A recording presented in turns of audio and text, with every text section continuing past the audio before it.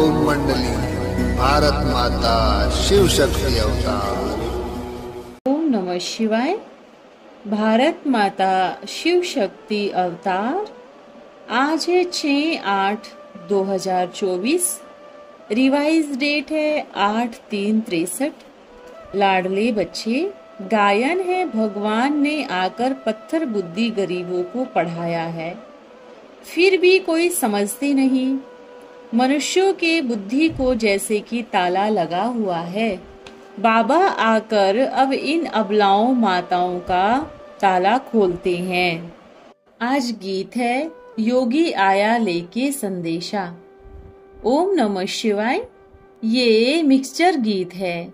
भगवान खुद ही आया है संदेशा देने की मैं आया हूँ। ऐसा संदेशा सिर्फ एक ही बार देते हैं। शिव पिता कहते हैं मैं फिर से आया हूँ सहज ज्ञान और सहज योग सिखलाने। उनको योगेश्वर कहा जा सकता है, अर्थात ईश्वर योग और ज्ञान सिखलाने आया है। यह तुम बच्चे जानते हो कि मैं फिर से तुमको राजयोग और ज्ञान सिखलाने आया हूँ। यह भी एक पढ़ाई है। इस पढ़ाई से तुम 21 जन्मों के लिए प्रारब्ध पाते हो। यूं तो जो पुरुषार्थ किया जाता है उसकी प्रारब्ध उसी जन्म में भोगी जाती है। 15-20 वर्ष पढ़कर फिर 50-60 वर्ष तक इसी जन्म में उसकी प्रारब्ध भोगते हैं।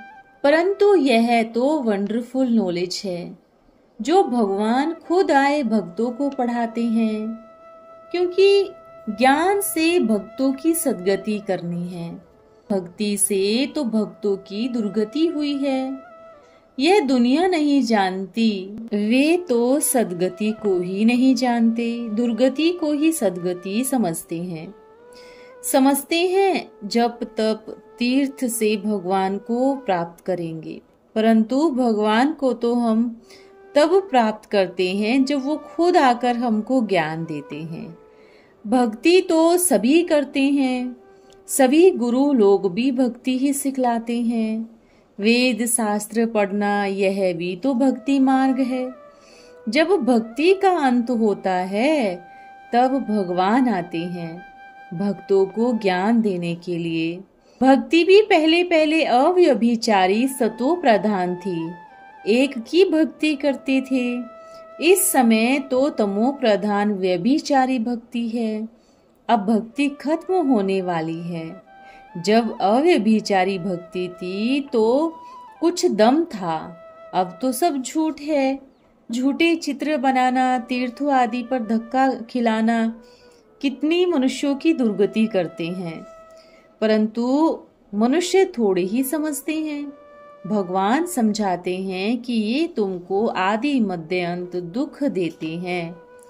ऐसे तो मनुष्यों की बुद्धि हो गई है जो गीता पढ़ते हैं कि भगवान ने भी कहा कि काम महाशत्रु है, फिर भी कहते हैं इसके बिगैर सृष्टि कैसे चलेगी। सतयुग में इसका नाम निशान नहीं है, तो वहां आदि मध्य अंत सुख रहता है। अकाले मौत नहीं होती, इसलिए उसको अमरलोक कहा जाता है। यहाँ अकाले मृत्यु होती है, इसलिए यह मृत्युलोक कहलाता है। यह ज्ञान है अमरलोक के लिए। हमारे इस समय के पुरुषार्थ से भविष्य जन्म जन्मांतर की प्रारब्ध बनती है, इसलिए पुरुषार्थ कर ऐसी अच्छी प्रारब्ध बनानी है, फिर कल्प कल्प ऐसी ही प्रारब्ध बनेगी। इस समय फेल हुआ तो जन्म जन्मांतर कल्प कल्पांतर फेल होंगे। तुम मात पिता हम बालक तेरे, यह महिमा तो है एक निराकार की। फिर साकार में भी पहले पहले ये मम्मा बाबा है, तो उनको फॉलो करना है। इनको पहले नंबर में तो आना ही है, बाकी बच्चों की रेस है। 84 जन्म भी इनके बताए हैं। कहते हैं तुम अपने जन्मों को नहीं जानते, मैं बताता हूँ। बाबा ने इनकी प्रारब्ध बताई है कि यही श्री नारायण बनती हैं। बाकी बच्चों की अभी नहीं बताई। रेस चल रही है, घोड़े की रेस होती है ना, इनको भी अश्व कहा जाता है। ये ऐश्वर्य लॉटरी के ह्यूमन अश्व है। देखने में आता है अच्छे अच्छे पुराने घोड़े दौड़ते दौड़ते पीछे हट जाते हैं, नए नए आगे तीखे चले जाते हैं, एक्सीडेंट भी होते हैं। उस रेस में तो 10-12 घोड़े दौड़ते हैं, यहाँ तो हजारों हैं। देखते हो कैसे नए तीखे जा रहे हैं, जैसे उषा रमेश बॉम्बे वाले। पहले तो वो लौकिक मनुष्यों की बनाई गीता पढ़ते पढ़ाते थे। व्यास भी तो मनुष्य व शरीरधारी था। बाबा कहते हैं मुझे तो अपना शरीर ही नहीं है। तो वो गीता हो गई जिस्मानी मनुष्यों की।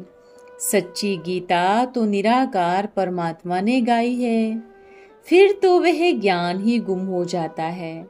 रामायण आदि शास्त्र तो सब पीछे बनते हैं। तो तुम बच्चे जानते हो कि ये हमारी भविष्य जन्म जन्मांतर की रेस है। इस समय बहुत पुरुषार्थ करना है। तुम देखते हो नए नए बहुत तीखे होते जाते हैं। पुराने तो दोड़ी पहनते पहनते जैसे कि थक गए हैं, लंगड़े हो गए हैं, चीटी मार्ग में चलते रहते हैं। सेंटर संभालना भी नहीं पहुंचता, वहां तो देवी कह के पूजी जाती है। बाबा भी बहुत मदद करते हैं तो जिज्ञासु भी बहुत प्यार करते हैं। कोई बच्ची को बदली करता हूँ तो रो पड़ते हैं कि ये हमारा टीचर मत लियो, ये तो हमको बहुत सुख देती है, इतना मान मिलता है फिर भी जाती नहीं। भगवान इतना मर्तबा देते हैं तो लेती नहीं।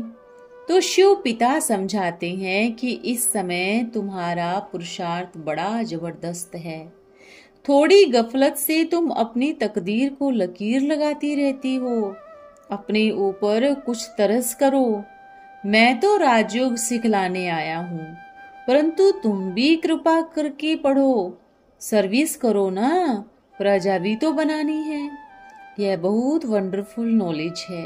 भगवान खुद ओबीडियंट टीचर आकर बना है। सो भी देखो पढ़ाते किसको हैं। अहिल्याएं, कुब्जाएं, चरी खरी गरीबों का आकर स्कूल खोला है। कमाल है, गरीब ही उठाते हैं। 100 गरीबों में एक साहूकार आता है, साधारण अच्छा उठाते हैं। साहूकार तो कह देंगे ज्ञान तो बहुत अच्छा है परंतु फुर्सत नहीं है। अरे 21 जन्मों के लिए फुर्सत नहीं है। तुम 10 करोड़ को 15 करोड़ बनाने में बिजी हो, परंतु ये तो सभी मिट्टी में मिल जाने वाले हैं। साथ तो यही कमाई चलनी है। तुम्हारे ये करोड़ तुम्हारे बाल बच्चे भी नहीं खा सकेंगे, न तुम्हारे काम आएंगे, न तुम्हारे बच्चों के काम आएंगे। परंतु तकदीर में नहीं है। यहाँ तो भगवान खुद पढ़ा रहे हैं। अगर कृष्ण पढ़ाते होते तो क्या समझती हो? सारी रशिया, अमेरिका, अफ्रीका सभी यहाँ आ जाते। यहाँ भगवान पढ़ाते भी देखो किनको है। कोई प्रिंस प्रिंसेस को पढ़ाए तो भी ठीक है। यहाँ तो अहिल्याएं, कुब्जाएं, भिल्लियों को जैसे कि कृष्ण पढ़ाएगा। साहूकारों को मजा नहीं आएगा। लिखा भी है ऐसी पत्थर बुद्धि गरीबों को पढ़ाया। फिर भी समझते नहीं कि श्री कृष्ण ने कैसे पढ़ाया होगा। मनुष्यों के बुद्धि को जैसे ताला लगा हुआ है, वो खुले कैसे? बाबा आए इन अबलाओं माताओं का ताला खोलते हैं। परंतु इन्होंने गीता पर कृष्ण का नाम डाल सारा खंडन कर दिया है। समझते हैं निराकार परमात्मा कैसे आएगा। सन्यासियों ने तो शिवोहम कह भगवान को सर्वव्यापी करके भगवान का नक्शा ही गुम कर दिया है। कितने मनुष्य मूझे हुए हैं। माया रावण ने पत्थर बुद्धि बना दिया। बड़े बड़े विद्वान आचार्य को घमंड कितना है। अब बॉम्बे में एक है जो 112वां गीता ज्ञान यज्ञ रच रहे हैं। उनके भी बहुत फॉलोअर्स हैं।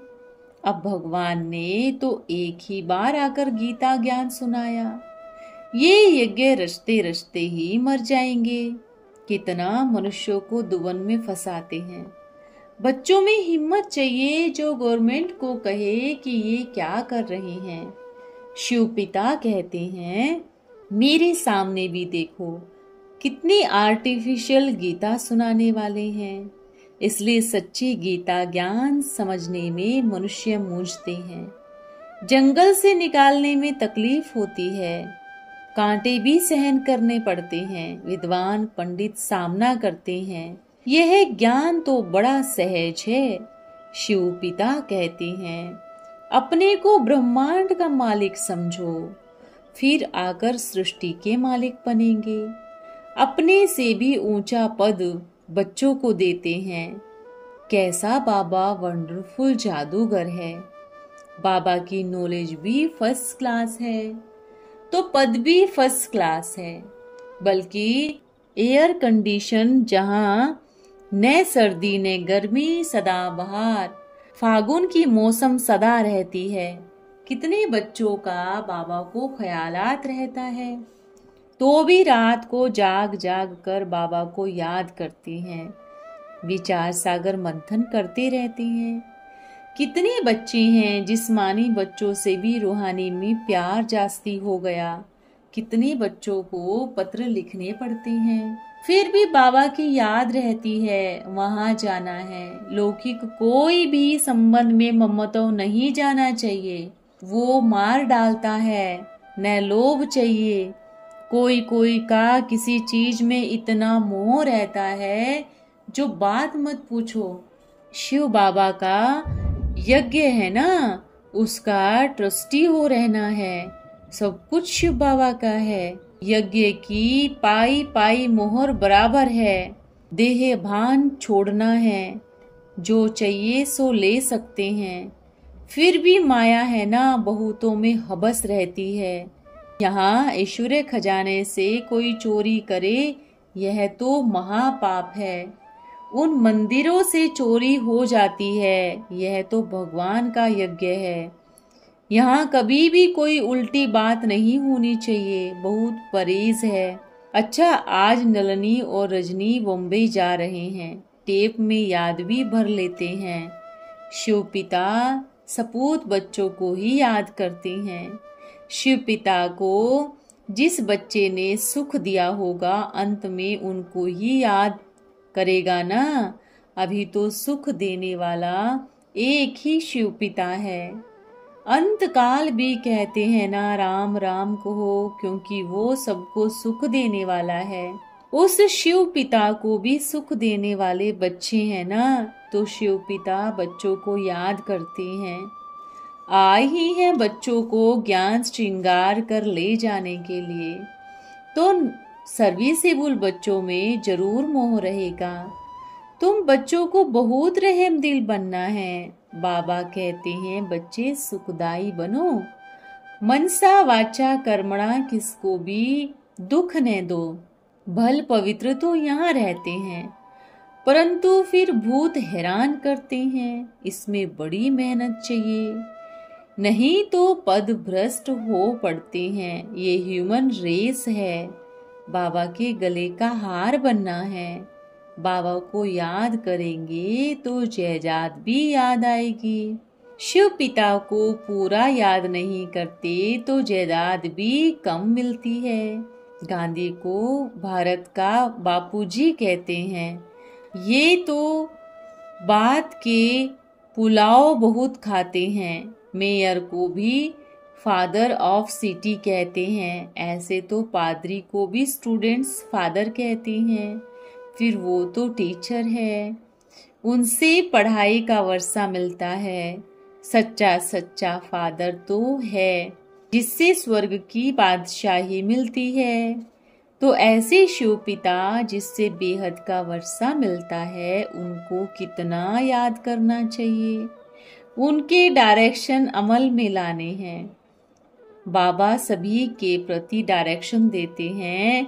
जो मुख्य हैं, दिल्ली में जगदीश है, राजकुमार है, और भी बहुत है। कानपुर में संतराम गुप्ता त्रिलोक चंद है। बाबा तो सभी को कहते हैं, ऐसे नहीं कि एक कान से सुना दूसरे से निकाला।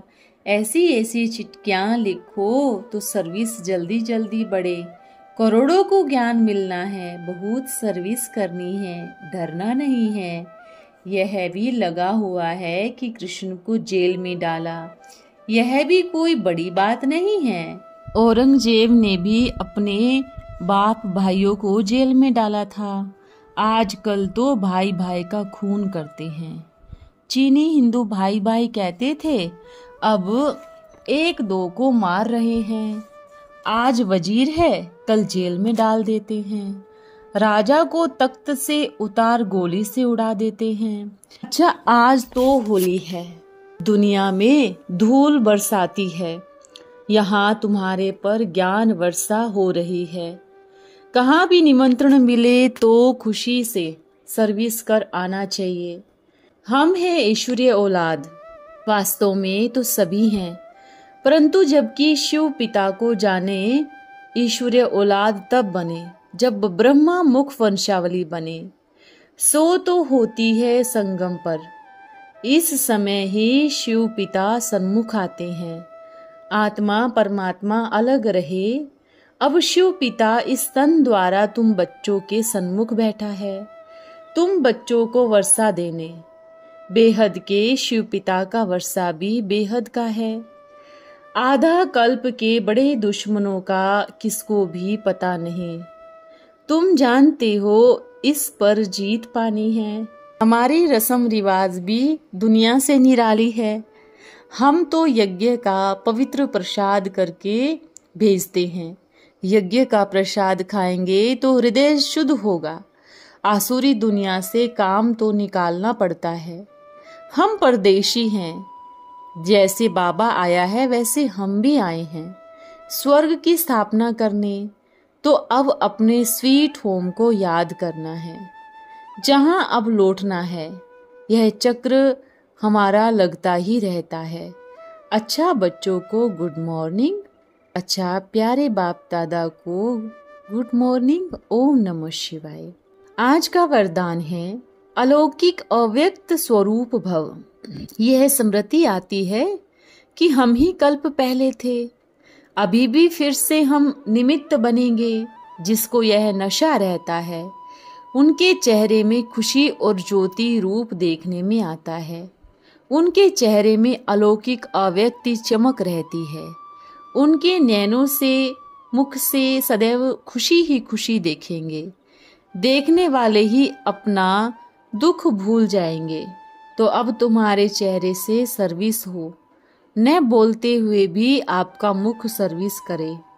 आप सभी आत्माओं का ऐसा श्रृंगार हुआ, मुंह देखने में आए, तब कहेंगे अलौकिक अव्यक्त स्वरूप। ओम नमः शिवाय।